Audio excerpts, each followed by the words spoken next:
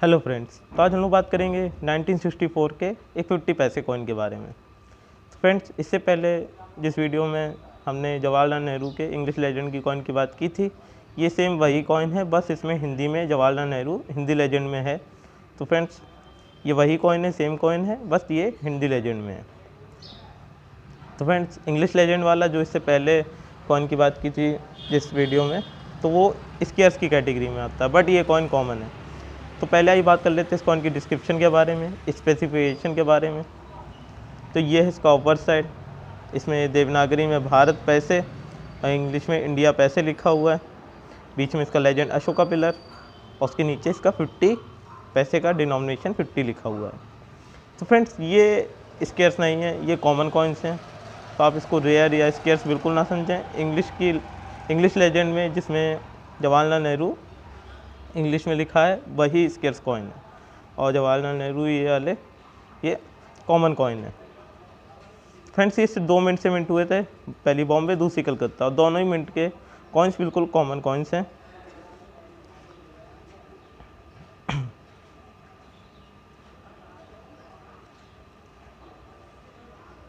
But आप set में collect करना चाहते हैं तो निकल कॉइन्स का 3 कॉइन्स आते हैं, 2 ये जवाहरलाल नेहरू वाले इंग्लिश लेजेंड हिंदी लेजेंड, और एक महात्मा गांधी जी का 50 पैसे का कॉइन आता है। तो आप ये निकल कॉइन्स का, निकल मेटल के जो 3 कॉइन्स आते हैं 50 पैसे में कम्युनिटी कॉइन, तो उनका आप सेट बना सकते हैं। सेट के लिए बहुत बेस्ट रहेगा आप तीनों कॉइन्स को रखें।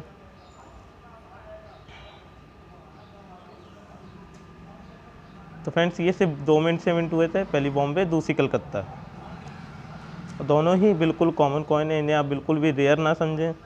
फ्रेंड्स, कोई भी कॉइन सिर्फ पुराना होने से रेयर नहीं होता है, उसमें काफ़ी फैक्ट्स, काफ़ी चीज़ें डिपेंड करती हैं, डिमांड सप्लाई डिपेंड करती है।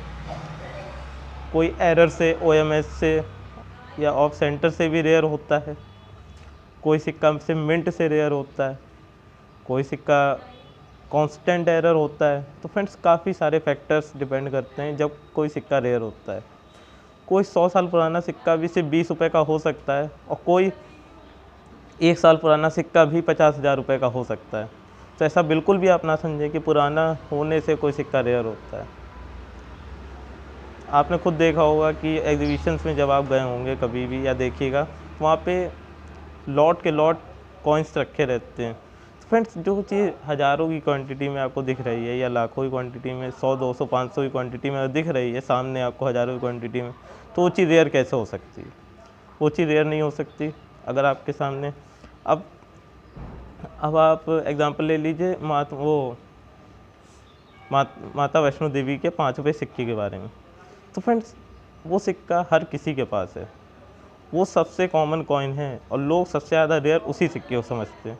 क्यों? जो फ्रॉड करते हैं वो उसी के बारे में बताते हैं, जो चीज़ हर किसी के पास मिले उससे फिर आप उस फ्रॉड केस में आ जाते हैं। फ्रॉस्टर जो होते हैं फिर वो आपसे चार्जेस मांगेंगे सेल करने के लिए। तो फ्रेंड्स, ऐसा आप बिल्कुल भी ना करें, कोई भी पैसे देने की ज़रूरत नहीं है किसी को। आप एग्जीबिशंस अटेंड करें, अगर आपकी जान पहचान में जेन्युइन डीलर्स हैं तो उनसे आप जान पहचान रखें, कांटेक्ट रखें, तो ही आप चीज़ें समझ सकते हैं। तो फ्रेंड्स, आप खुद ये सोच सकते हैं कि आपने माता वैष्णो देवी सिक्के कितने देखे होंगे।